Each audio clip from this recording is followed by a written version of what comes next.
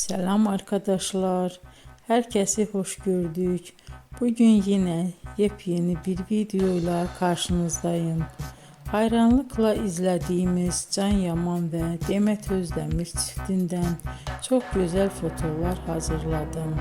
Onlar Erkenci Kuş dizisinde Can ve Sənem karakterlerine hayat vermiştiler ve herkesin beğenisini kazanmıştılar.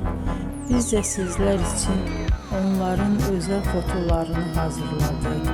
Bu muhteşem videoların gelmesini istiyorsanız bol bol yorum yazın, kanala abone olun, sona kadar izleyin.